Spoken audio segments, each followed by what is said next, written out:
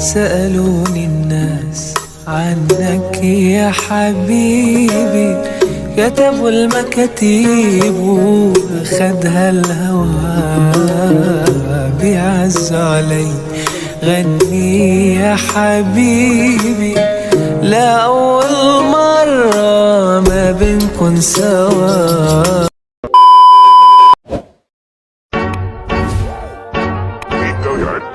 I got so motherfucking design on right now. Bring it down, bring it down, bring it down. I got 3 old thoughts, I'm down with it.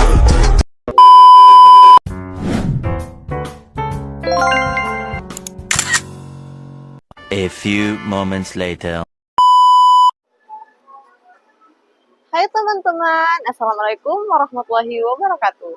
Ketemu lagi dengan saya Elisastri, mahasiswa dari Universitas Hairun Ternate, Fakultas Ekonomi dan Bisnis, Program Studi Akuntansi. Sekarang kita masuk pada video part 5, dan pada penjelasan video kali ini, saya akan menjelaskan tentang transformasi peran Bank Indonesia setelah kehadiran Otoritas Jasa Keuangan. Tanpa berlama-lama lagi, mari kita lanjut saja kepada pembahasannya. Hai semuanya, video ini akan membahas tentang transformasi peran Bank Indonesia setelah berdirinya Otoritas Jasa Keuangan atau sering disingkat dengan OJK pada tahun 2011. Perubahan ini menandai babak baru dalam sistem keuangan Indonesia dengan Bank Indonesia beralih dari pengawasan tunggal menjadi fokus pada tugas inti sebagai bank sentral. Saya akan menjelaskan bagaimana transformasi ini memengaruhi peran Bank Indonesia dan dampaknya terhadap stabilisasi ekonomi Indonesia. Memahami peran Bank Indonesia dalam sistem keuangan Indonesia sangat penting untuk memahami bagaimana ekonomi Indonesia bekerja dan bagaimana kebijakan moneter memengaruhi kehidupan kita. Bank Indonesia memiliki peran yang sangat strategis dan menjaga stabilisasi ekonomi, mendorong pertumbuhan ekonomi, dan melindungi kepentingan masyarakat.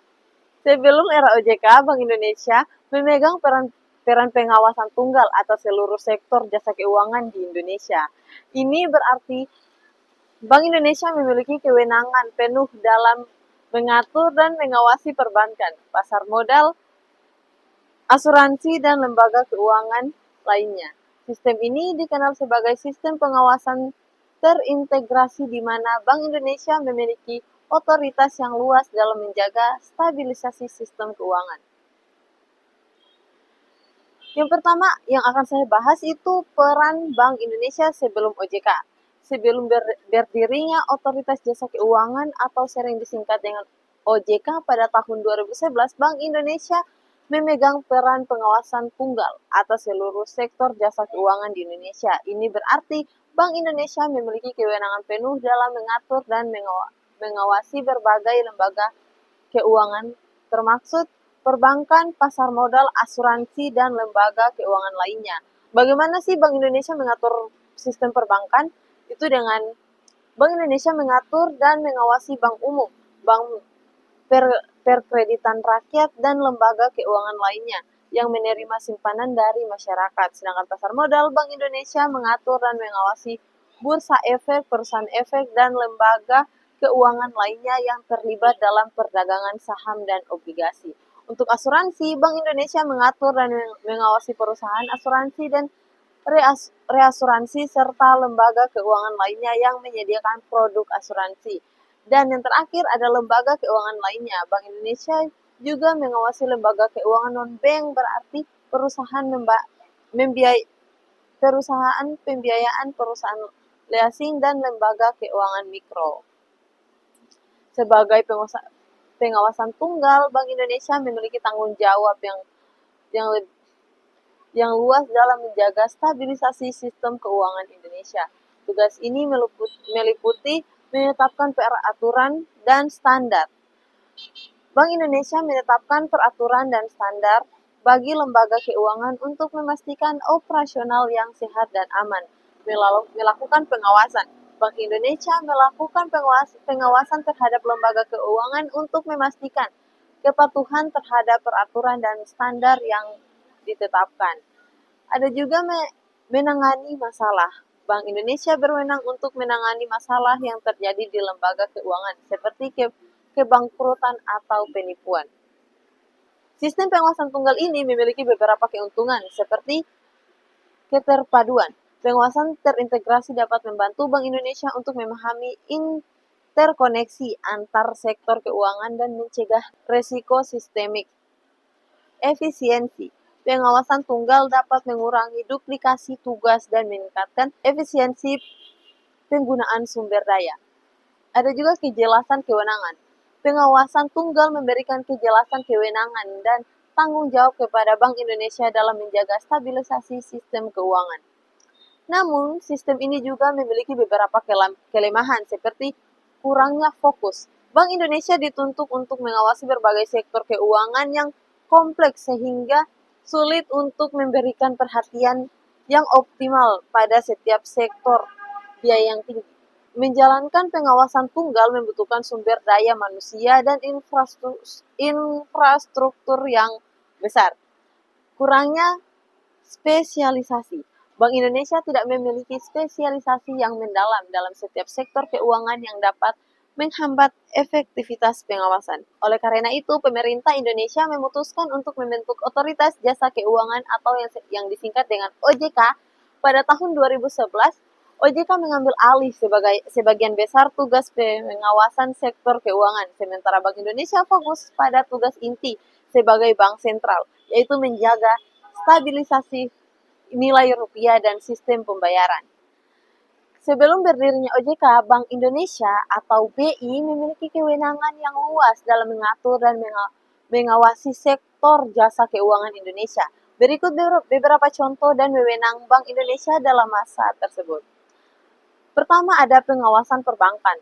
Menetapkan peraturan perbankan. Bank Indonesia menetapkan peraturan dan standar bagi bank umum, bank perkreditan rakyat, dan lembaga keuangan lainnya yang menerima simpanan dari masyarakat. Ini termasuk aturan tentang modal, likuiditas, dan tata kelola perusahaan. Melakukan pengawasan terhadap bank. Bank Indonesia melakukan pengawasan rutin terhadap bank untuk memastikan kepatuhan terhadap peraturan yang ditetapkan. Ini termasuk pemeriksaan laporan keuangan, audit internal, dan penilaian risiko. Memberikan sanksi. Bank Indonesia memiliki kewenangan untuk memberikan sanksi kepada bank yang melanggar peraturan mulai dari peringatan hingga pencabutan izin operasional. Yang kedua, ada pengawasan pasar modal. Menetapkan peraturan pasar modal, Bank Indonesia menetapkan peraturan dan standar bagi bursa efek, perusahaan efek, dan lembaga keuangan lainnya yang terlibat dalam perdagangan saham dan obligasi. Ini termasuk aturan tentang transparansi, pengungkapan informasi, dan tata kelola perusahaan. Melakukan pengawasan terhadap pasar modal, Bank Indonesia melakukan pengawasan terhadap aktivitas di pasar modal untuk memastikan kelancaran dan ketertiban perdagangan. Ini termaksud pemantauan aktivitas perdagangan, investigasi terhadap dugaan pelanggaran, dan penegakan hukum. Mengawasi lembaga clearing dan penyelesaian. Bank Indonesia mengawasi lembaga clearing dan penyelesaian untuk memastikan kelancaran dan keamanan transaksi di pasar modal. Yang ketiga, ada pengawasan lembaga keuangan non-bank. Menetapkan peraturan lembaga keuangan non-bank. Bank Indonesia menetapkan peraturan dan standar bagi perusahaan pembiayaan, perusahaan leasing, dan lembaga keuangan mikro. Ini termaksud aturan tentang modal, likuiditas, dan tata kelola perusahaan. Melakukan pengawasan terhadap lembaga keuangan non-bank. Bank Indonesia melakukan pengawasan rutin terhadap lembaga keuangan non-bank untuk memastikan kepatuhan terhadap peraturan yang ditetapkan. Ini termaksud memeriksa laporan keuangan, audit internal, dan penilaian risiko. Memberikan izin operasional. Bank Indonesia memiliki kewenangan untuk memberikan izin operasional kepada lembaga keuangan non-bank. Sebagai pengawasan tunggal, Bank Indonesia memiliki tanggung jawab yang besar dalam menjaga stabilisasi sistem keuangan Indonesia. Namun sistem ini juga memiliki beberapa kelemahan, seperti kurangnya fokus dan spesialisasi serta biaya yang tinggi. Oleh karena itu, pemerintah Indonesia memutuskan untuk membentuk OJK pada tahun 2011 untuk mengambil alih sebagian besar tugas pengawasan sektor keuangan. Bank Indonesia sebagai pengawasan tunggal sektor keuangan di Indonesia sebelum tahun 2011 menghadapi beberapa tantangan dan keterbatasan. Berikut beberapa contohnya. 1. Kurangnya fokus dan spesialisasi. Bank Indonesia bertanggung jawab untuk mengawasi berbagai sektor keuangan yang kompleks, mulai dari perbankan, pasar modal, hingga keuntungan non-bank. Ini membuat Bank Indonesia sulit untuk memberikan fokus yang optimal pada setiap sektor. Kurangnya spesialisasi dalam setiap sektor keuangan dapat menghambat efektivitas pengawasan. Bank Indonesia mungkin tidak memiliki keahlian yang mendalam dalam bidang tertentu seperti asuransi atau pasar modal. Biaya yang tinggi. Menjalankan pengawasan tunggal membutuhkan sumber daya manusia yang infrastruktur yang besar.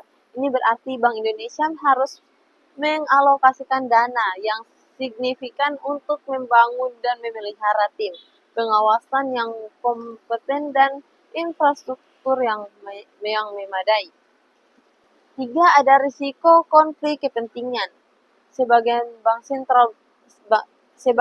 sentral, Bank Indonesia memiliki tanggung jawab untuk menjaga stabilisasi nilai rupiah dan sistem pembayaran.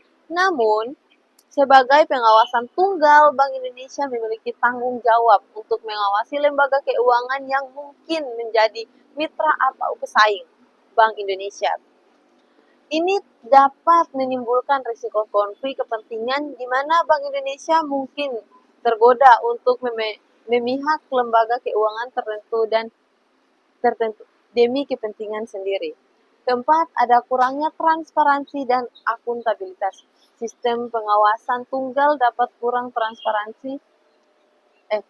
Sistem pengawasan tunggal dapat kurang transparan dan akuntabel dibandingkan dengan sistem pengawasan multi lembaga. Hal ini dapat menyebabkan kurangnya kepercayaan publik terhadap Bank Indonesia dan sistem keuangan secara keseluruhan. Yang kelima, ada kesulitan dalam beradaptasi dengan perubahan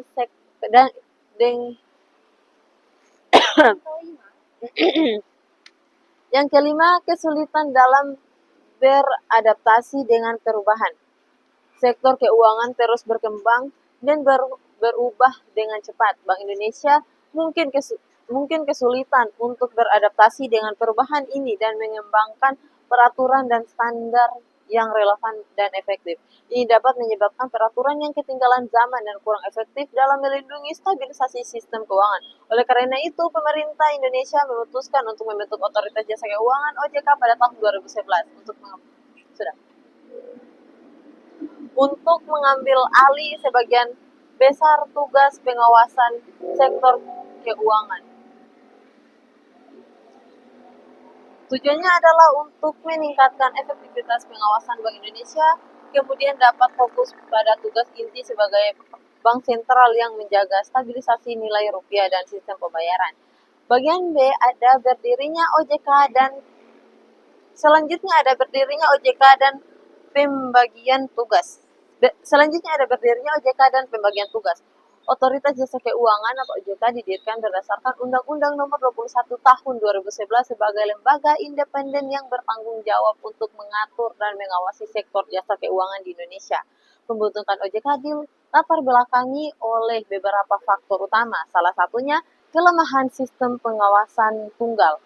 Sebelum berdirinya OJK, Bank Indonesia berperan sebagai pengawasan tunggal sektor keuangan. Sistem ini memiliki beberapa kelemahan seperti kurangnya fokus dan spesialisasi, biaya yang tinggi, resiko konflik kepentingan, dan kurangnya transparansi dan akuntabilitas. Dari penjelasan tadi, saya menarik kesimpulan setelah kehadiran Otoritas Jasa Keuangan atau sering disingkat dengan OJK pada tahun 2011, peran Bank Indonesia mengalami perubahan signifikan. Bank Indonesia lebih fokus pada kebijakan moneter dan stabilisasi sistem keuangan makroprudensial. Sementara OJK bertanggung jawab untuk pengawasan mikroprudensial lembaga jasa keuangan, Perubahan ini memungkinkan Bank Indonesia untuk lebih efektif dalam menjalankan tugas intinya, yaitu menjaga stabilisasi nilai rupiah, mengendalikan inflasi, dan mencegah risiko sistem di sektor keuangan. Selanjutnya, kolaborasi antara Bank Indonesia dan OJK menjadi sangat penting dalam menjaga stabilisasi sistem keuangan Indonesia.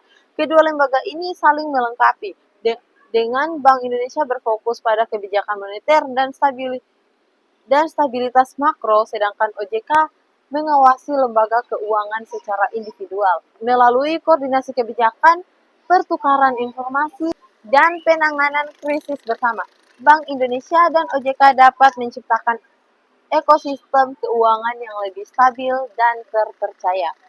Ke depan, peran Bank Indonesia akan terus berkembang seiring dengan dinamika ekonomi global dan domestik. Bank Indonesia diharapkan dapat beradaptasi dengan cepat terhadap tantangan baru, seperti perkembangan teknologi keuangan dan perubahan pasar global, sambil tetap menjaga stabilisasi sistem keuangan. Dengan meningkatkan efisiensi operasional, memperkuat pengawasan, dan meningkatkan komunikasi publik, Bank Indonesia akan mampu menjalankan perannya secara optimal dan mendukung pertumbuhan ekonomi yang berkelanjutan di Indonesia. Baik teman-teman, sampai di sini saja pembahasan kita. Lebih dan kurangnya saya mohon maaf. Terima kasih sudah menonton. Jangan lupa like, komen sebanyak-banyaknya, dan subscribe channel ini. Sampai ketemu di video selanjutnya. Bye-bye.